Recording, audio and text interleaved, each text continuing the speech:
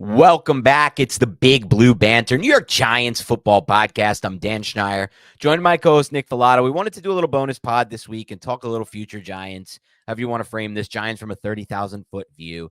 There's a few things going on this week that I thought were interesting about the Giants and their future. And obviously, as we move forward in this year at 2-6, most of or some of the transition for us in analysis will be about the future of this team. So we're going to talk about a few things today. We're going to talk about how Joe Schoen went about the Leonard Williams trade. We're going to talk about a Kayvon Thibodeaux interview he had with Carl Banks, including within that Kayvon Thibodeaux's game against the Jets last week, following the criticism from WFAN.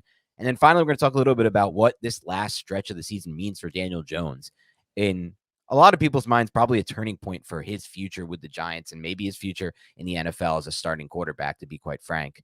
So we're going to talk about all three of those things today. But Nick, before we do that, I want to get your opinion on what you've seen so far from this Thursday night football game. We're recording this on Thursday night. And what did you think of that first half of the Steelers and the Titans? It's just a gross first half, but Derrick Henry looks good. Kenny Pickett is worse than a lot of quarterbacks in the National Football League. I'd rather have Will Levis than a Kenny Pickett type. I'll tell you that much. I am stunned. And I don't think he's played that amazing this first half. Obviously, he missed that read to DeAndre Hopkins in the red zone. That was bad. He missed the throw to Spears, but I'm just surprised at how well Levis looks in his first couple starts. I'm going to qualify that by saying I do think rookies have a little bit of an edge in their first few starts in the NFL before teams get tape on them and they can adjust and take away the concepts they like. But there's been some throws that Levis has made where the arm talent is really flash, Nick. The throw to Kyle Phillips down the seam, the throw last week, obviously, the one to Akeem Westbrook across his body, across the formation. That's like a rare type of throw that like only Rodgers in his prime was making, a Jordy Nelson type stuff. Like that's the type of arm talent that I didn't really see at his Kentucky. This is the thing for me. Like his arm talent somehow looks better to me by a considerable margin than the tape he put out of Kentucky. And I always qualify this by saying most of what I watch, and this I'll do your take on this, but most of what I watched was his tape from 2021 with Wan'Dale Robinson, because of obviously watching Wan'Dale Robinson. I watched a couple games from last year, but watched so many of those Wan'Dale Robinson games. I felt like a lot of time the ball was hanging on the vertical plane and it was misplaced. And I feel like he's really cut the ball in the first two games. I watched his tape, the full tape last week against the Falcons, and his ball really cut. I mean, this was a natural quick release and the ball cut through the air. And I saw that on that Kyle Phillips throw this game as well. I don't think physical traits was ever his issue. It was just mental mistakes. Irresponsible with the football was always Will Levis. Which can still, by the way, prop up a lot. Yeah, we're not past that point yet. Which can still prop up a lot. But I think DeAndre Hopkins is quite happy that he's in there because he's looking at DeAndre Hopkins quite often. He's throwing the football hard. Like the comeback route he hit Hopkins on, that's not a throw Tannehill makes. Like he rips that ball in there, and that's why that play is made and why he has that yak ability. But let's talk Giants here. Let's start with the Leonard Williams trade. Thought we had a really interesting insight this week when Leonard Williams said to the Seahawks media when he starts meeting with them, he gave them a little insight into the process. And so we're going to play that right now for you guys. Could be coming with sort of your name being thrown around in possible trade discussions like that? I mean, I definitely knew it was a possibility. And I think, the way it was proposed to me through my GM and with my agents was a respectful way, I think. I've been traded before and it was very abruptly and I kind of had like no say or anything like that. Where in this situation, my GM kind of came to me and told me that he wasn't shopping me around and, but, out of respect for me and where I'm at in my career, being a little older, he was pretty much letting me know that, there was a few teams, including Seattle, that were on the winning side of the season and going to make a push this year. And, he was just like, I know you have a connection with a lot of those guys over there. So he was pretty much like, let me know before 4 o'clock today, talk with your agents and stuff like that. So the way it happened felt a little more negotiated. And I think it went well. All right, Nick, what are your immediate takeaways after listening to that interview with Leonard Williams and the Seahawks media? We hear so much, and we've talked about this through the past regimes of the New York Giants, how this is a people business and you have to treat people with respect, because if you don't, it makes its way around the league. I mean, when Dave Gettleman was a general manager of the Carolina Panthers, there were several veteran players, people who were ensconced as Carolina Panthers, were Carolina Panthers through and through, who hated Dave Gettleman for the way he treated them. And this isn't a shot at Dave Gettleman per se, but Joe Schoen is not taking that approach. Joe Schoen had every reason to deal Leonard Williams, but he approached it in a very mature manner and wanted to get the insight from Leonard Williams and see what his opinions were, where he was at right now, if he wanted to be traded. And I think that message, when you send that message to the entire National Football League, it buys you some cachet. Players will look at you and they'll be like, you're not just a commodity here. You're not just an asset. You are a person. That little extend of an olive branch that Joe Schoen gave to Leonard Williams meant a lot, to the point where Leonard Williams brought it up. And he mentioned, Yes. hey, I was with the New York Jets. He didn't say the New York Jets, but he's like, I got traded previously. We all know that was the Jets and Giants. I didn't have a say in that. Here, I at least had a say in it. And it was general manager Joe Schoen. It was the agents, and it was him involved. It's like, Seattle is interested in you. Do you want to go to Seattle, essentially? Because Julian Love's there. You know a lot of people there. And he's a West Coast guy anyways. I absolutely love that. I think it's an excellent move for Joe Schoen. And I also believe that players around the National Football League are going to take notice to little things like that. Yeah, to your last point, David Bakhtiari already came out and said, quote tweeted that and said, wow, this was really cool to see.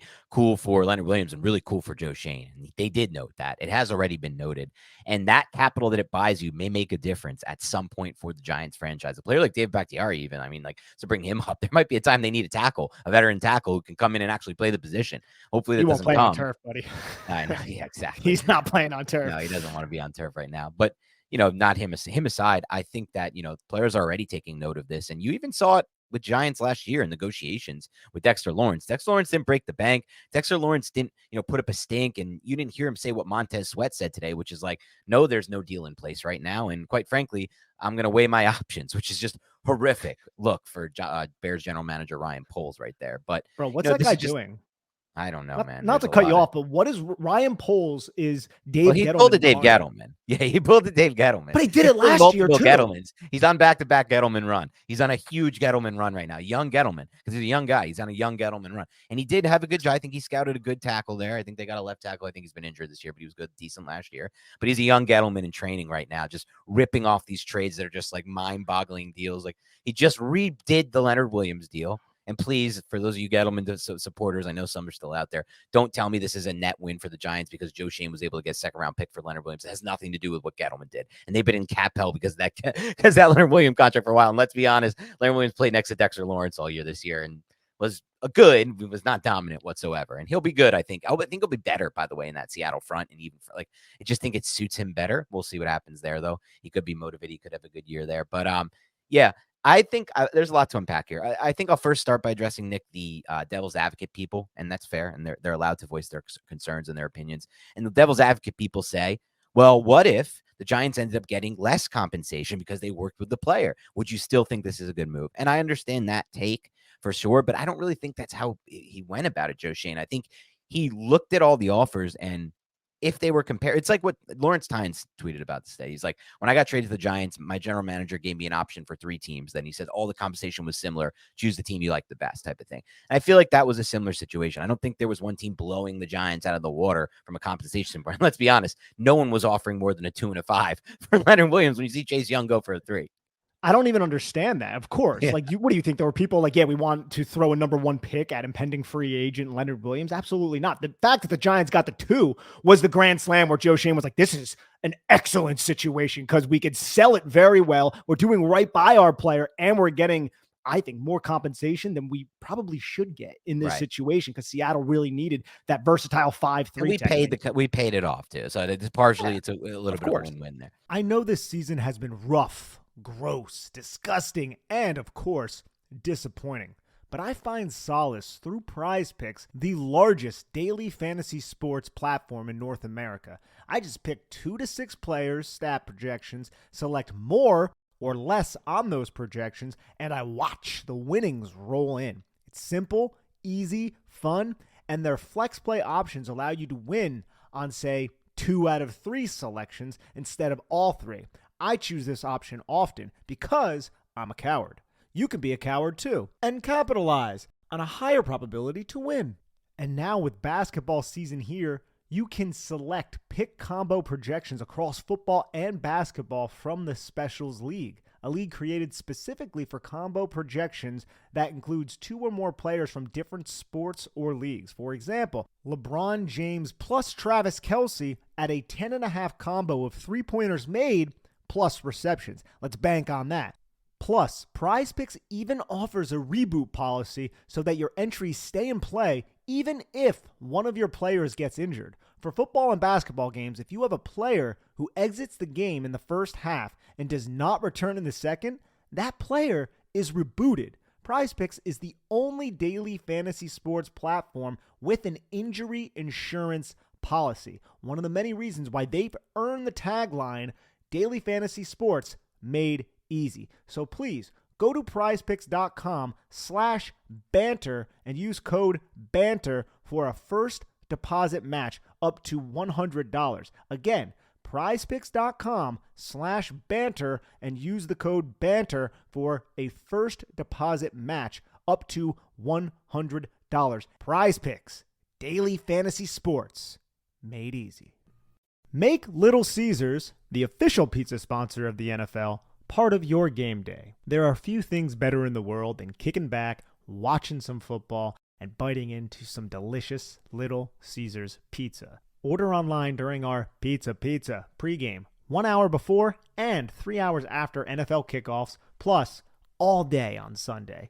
And get ready for some football and fun. Choose your favorite Little Caesars pizza or pick the toppings you crave. Old World pepperoni, extra cheese, Italian sausage, olives, onions, pineapple if you're into that. Put it on half the pie, the entire pie. There are so many other options that I don't have time to name. Slap that on a round crust, a thin crust, a stuffed crust, a Detroit-style deep dish. Either way, you win. And speaking of winning, everyone scores with convenient delivery or our in-store pizza portal pickup. So grab some friends and enjoy a few slices during the game.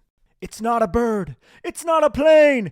It's the most revolutionary ball trimmer the world has ever seen. Gentlemen, our friends over at Manscaped have been working night and day to bring you a below-the-waist grooming experience like none other with their brand new Performance Package 5.0 Ultra, featuring the Lawn Mower 5.0 Ultra. We're talking about a next-generation trimmer with interchangeable blade heads for whatever shave your mind can imagine.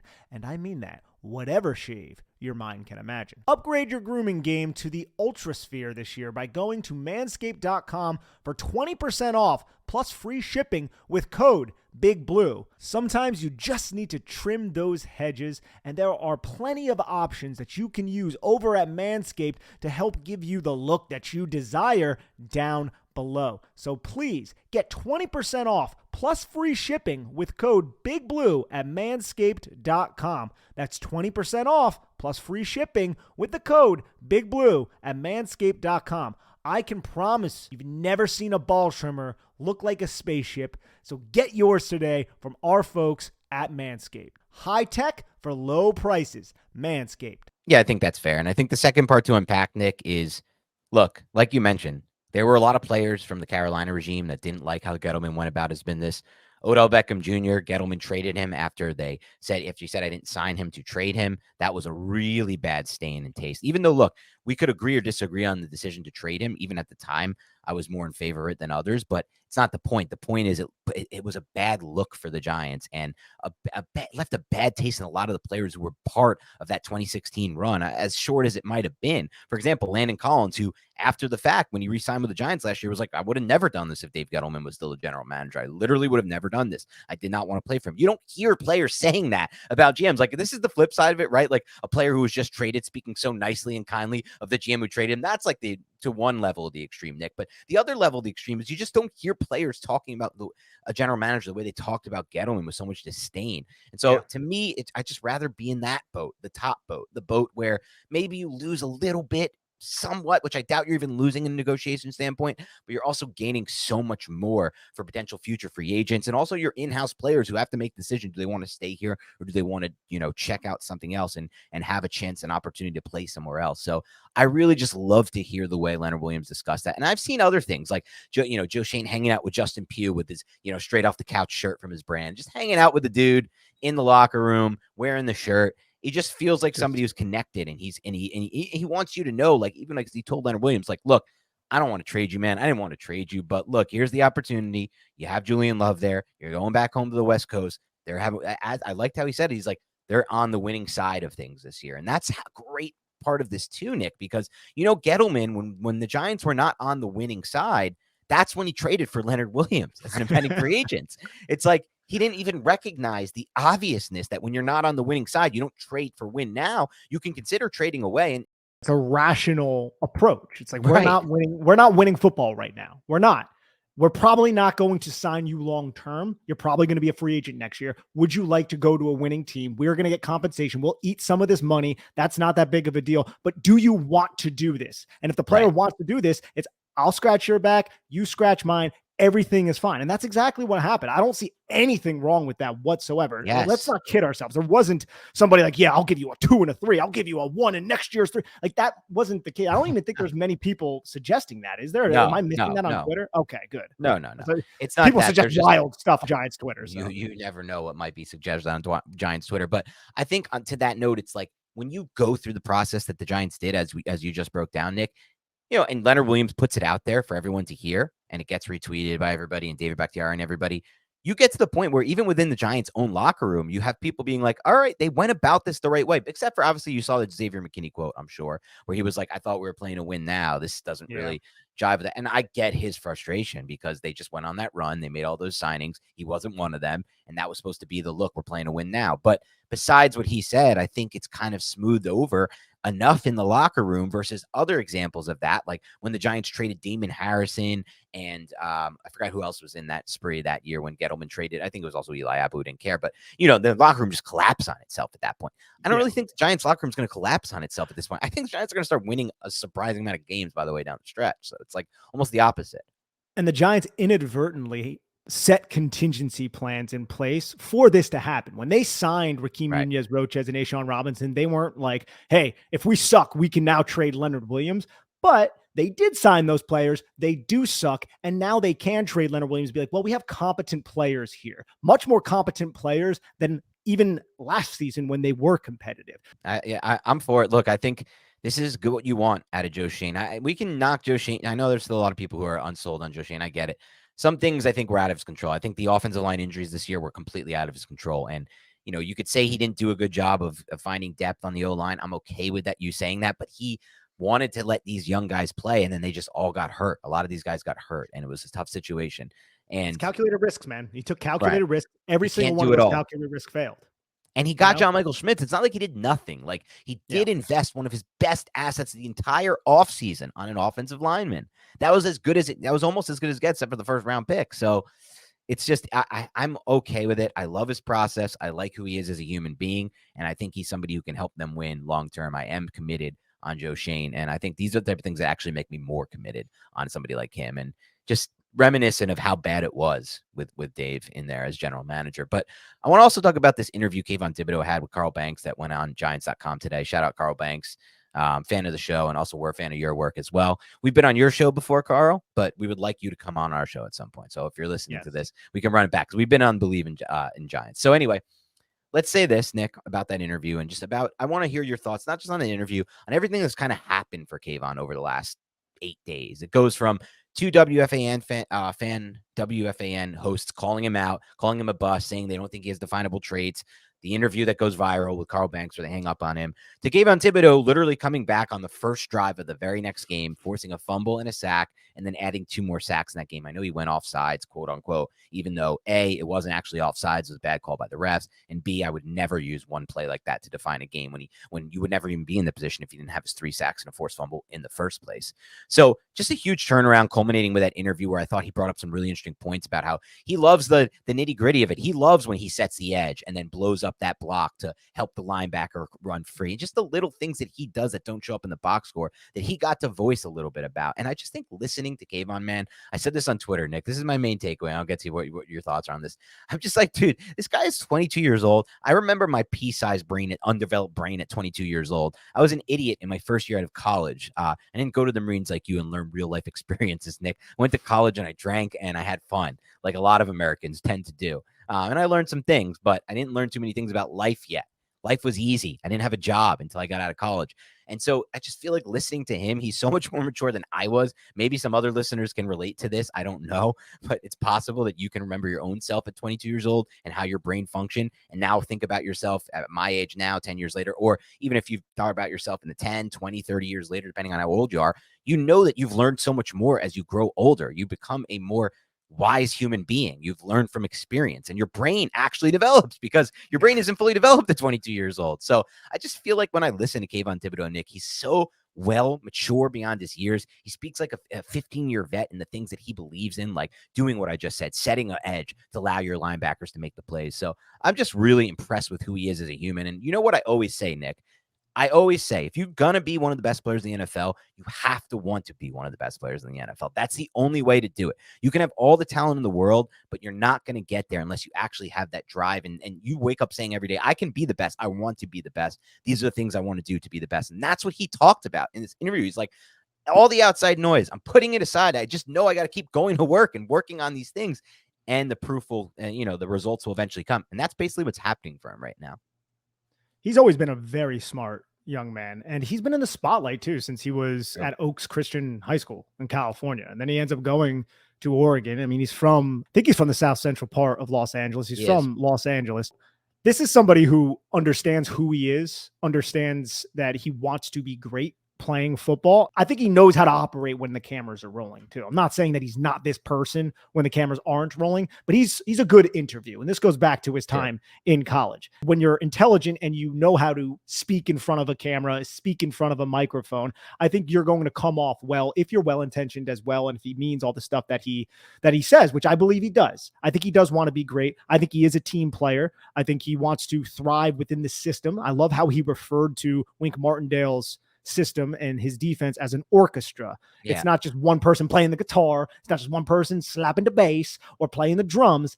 It's an orchestra. Everybody needs to work together to make this beautiful sound. Well, in this case, everyone needs to work together to allow Jason Pinnock to get the sack, as he said. He's like, yeah, I'll take on two blockers sometimes, and then our safety will come in and clean the play up. He loves that blue-collar element of playing defense and the blue-collar work. He said his favorite highlights were the ones where he is setting the edge and forcing the running back to bounce inside to one of his teammates. When you start talking like that, because I can listen to him talk X's and O's and scheme, because when he was talking about his hand usage and all that kind of stuff, I was like, oh man, this is excellent. It does seem like he really buys in right now. And he's also getting the sacks too. He's also getting the sacks. So I'm glad that that negative energy, it didn't affect him. Because guess what? There was so much negative energy last week. You're going in, put it in his perspective. He's 22 years old, right? So much negative energy. Now you're playing the crosstown rival, who those two, and if you look at it from the focus of those two WFAN hosts, I think they're fans of the New York Jets, if I'm not mistaken. I don't know. I know Brendan Tierney. I don't know the other guy well. I don't know Brendan Tierney personally, just listening to WFAN.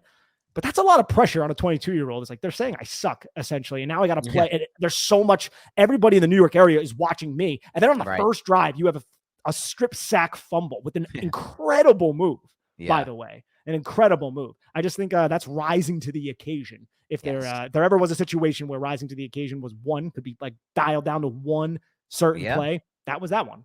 But it's not even the first time. That Washington game last year was basically for their chance to win. If they lose that game, they're probably not making the playoffs at that point. And he rises to the occasion there with a sack fumble. The Baltimore game early in the year, we weren't sure if the Giants were real. They had won some games. They'd beaten some teams that were Now they face Lamar Jackson, the Ravens, and he wins them that, or saves them that. I always say closes them that game. So it's he's had these moments. And that's why when they talked about it on WFA and last week, Nick, and they're like, I don't know. I just don't like his body type and I don't see it. What does he have? What traits? And I'm like, okay, yeah, you guys are so over-focused on, can this guy bend the edge? It looks cool in highlights. Those Von Miller, when he was in his prime highlights coming out of college, the way he bent the edge. Even some guys that haven't hit but have been good edge benders over the year. Even Harold Landry has some of his highlights from Boston College when he came out. They're looking for these edge benders. But guess what? I'm not caring about that. What I want to see is improved hand usage, which we've seen this year. And I have other traits that I've seen from him. He's powerful at the point of contact. He's also really good, like we talked about last week, at closing out sacks, whatever you want to call that, balance, closing burst, whatever it is. And guess what? All these hosts and all these people who are worried about him and calling him a bust, it's I've seen this dude dominate at Oregon from his freshman year. And the production was always there. Production wasn't amazing his first year with the Giants. It wasn't even amazing these first few games. But like he said, Wink Martindale's defense is an orchestra. Not everybody is always playing the lead role in this thing. He was dropping in coverage. He was setting up by taking on 2-man blockers to get the free safety. So it's like you have to just look at these things beyond the way they looked at it. And so I'm so happy that, Carl Banks brought that to light. Dude, we see it all the time on tape. How many times does Wink Martindale overload one side of the line of scrimmage? A lot of time it is to Kayvon's side to force that slide, and then the pressure comes from the other side. So yes, Kayvon has multiple blockers that he has to defeat. He is not the person that play is scripted for the sack. That play is not designed for Kayvon Thibodeaux to come away with the sack. Now, if he does, that's fucking awesome. But the play is not designed for that. The play is designed to manipulate the protection so other people on the other side of the line of scrimmage going up against a tackle and maybe a running back, if it's a 7-man protection, those players end up getting the sacks. Those players end up getting the 2-versus-1s or the 3-versus-2s. That happens a lot on tape. That's not every single defense, man. That's just this defensive structure. And Kayvon is still finding ways to, what does he have? 8.5 sacks? Still finding ways to sack the quarterback, man. He might have double-digit sacks this year. He might he should have double-digit sacks. He might have it this week, and he might against Aiden O'Connell. In a system where no edge has ever had 10+ sacks with Wink Martindale. Thank you. Exactly. And they've had some decent players through there. I think Matthew Judon was moving for a little while, right? If I'm not mistaken, and a few other players that went through Wink's system. And so that's what we got to think about. And just to wrap this up real quick, and then we'll get in some prize picks with a 30,000-foot view on this whole thing.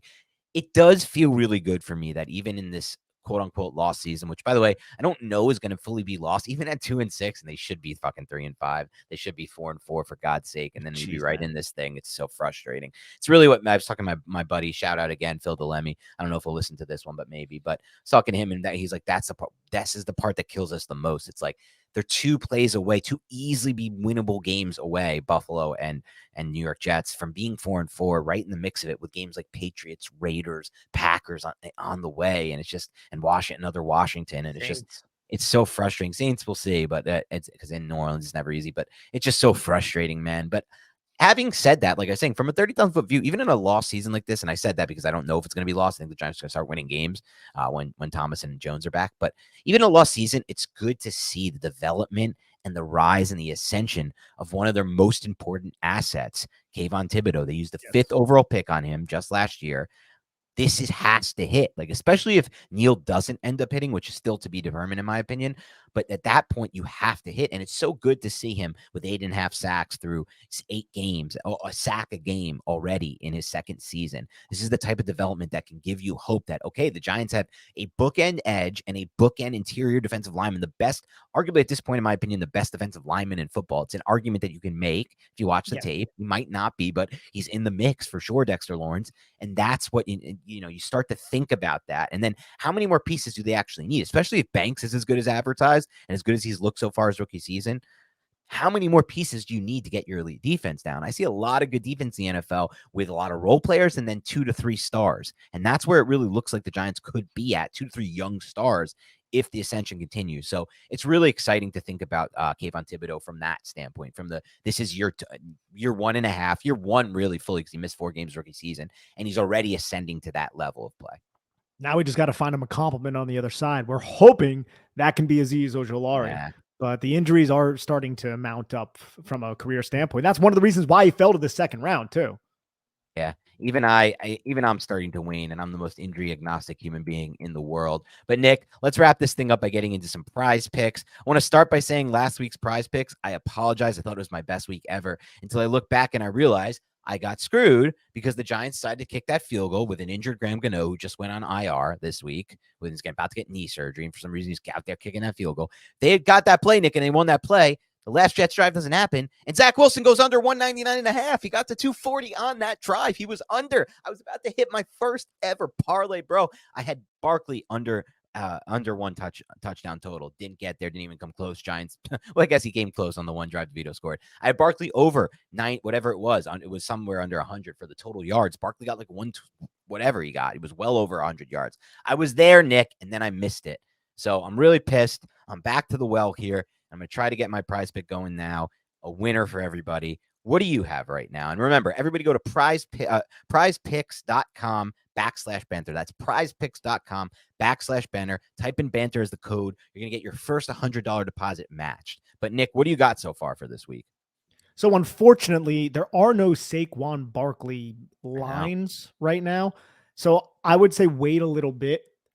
wait for those to come out. And then whatever the more is on Saquon Barkley, maybe think about putting some cash down on that. But for the ones that are live at the moment, I am going to go with Jacoby Myers more than 52.5 receiving yards. I think Jacoby Myers is one of the better wide receivers that isn't discussed as much. If we know anything about Wink Martindale and how he has played some of the star receivers, Tyreek Hill, Stephon Diggs, he rolls a lot of coverage over that way. He will double team them in certain situations, specifically man coverage situations. So I think that's going to create a lot of one-on-one matchups for Jacoby Myers, probably against a Dory Jackson, but it could be Deonte Banks. Either way, he can make this in 1 catch. He can make this in 2. He can make this in 3. I know it's from Aiden O'Connell, but I am going to still go with more than 52.5 for Jacoby Myers. Aiden O'Connell, more than 20.5 pass completions.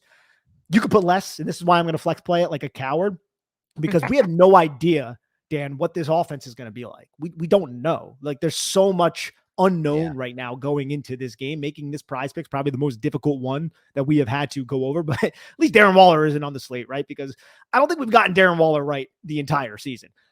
And then I'm going to go with Daniel Jones more than 190.5. It looks like Daniel Jones is going to play, clear for contact, all of that. So I think he can throw for more than 190 yards against this Raiders defense. I'm hoping that he can. Could completely be wrong. Gonna flex it. I'm a coward. I would wait until a little bit later on in the week till some of the other New York Giants come out, and then I would roll the dice with them a little bit, specifically Wan'Dale Robinson or Saquon Barkley, and going more than with those two players. I think Wan'Dale is one I like a little bit more than Saquon, depending on the line. Wan'Dale call a lot by you, depending on the line, depending on what you have to go more than on. As far as Saquon goes, I like the more than touchdowns this week. I think he's going to score. That's my more than I like. But of course, it's not on the board right now. You have to use what we're working with here, Nick. It's going to start with Josh Jacobs with less than 73.5 rushing yards for Josh Jacobs. I really love what I've seen from the Giants run defense. Does it lose a little bit with Leonard Williams gone? Yes, it does.